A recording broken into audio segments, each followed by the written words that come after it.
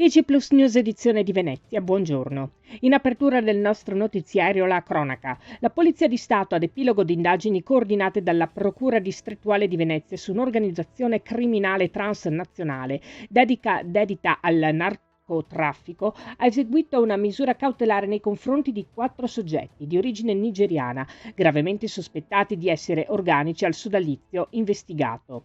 L'inchiesta condotta dai poliziotti della squadra mobile ha consentito di raccogliere gravi elementi indiziari nei confronti di 54 indagati, ritenuti responsabili a vario titolo di associazione finalizzata al traffico di sostanze stupefacenti e spaccio di droga. Le misure sono state eseguite nelle province di Venezia e di Padova, nonché in Francia. Tutti i dettagli dell'operazione nel nostro sito notizieplus.it. Cambiamo decisamente argomento, parliamo di sanità. La speranza del dono, scienza, fede e solidarietà per ridare la vista. 3 sentieri molto diversi ma in dialogo tra loro, con un unico obiettivo, promuovere il dono e ridare la speranza. È questa la strada che ogni anno porta a ridare la vista ad oltre 4.000 persone. Oggi, 13 dicembre, nel giorno di Santa Lucia, l'auditorium del Padiglione Errama, sede di Fondazione Banca degli Occhi del Veneto, ha invitato la cittadinanza per un momento di incontro e di ascolto, un dialogo sui temi della scienza e della ricerca come valori che portano alla cura.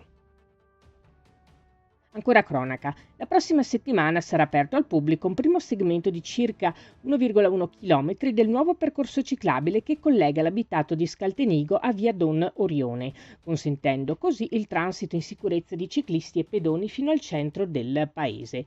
Si tratta di uno stralcio dell'intervento che si sta realizzando lungo la strada provinciale 30 via Caltana, dall'intersezione con la strada regionale 515 via Noalesi in comune di Santa Maria di Sala fino all'intersezione con via Scaltenigo, strada provinciale 26 Dolo Mirano, in comune di Mirano. La pista ha una larghezza di 3 metri e contestualmente sono state realizzate le necessarie opere di invarianza idraulica e la predisposizione dell'impianto di illuminazione pubblica. La lunghezza complessiva dell'opera sarà di oltre 6 km, con una spesa prevista di 5.787.000 euro.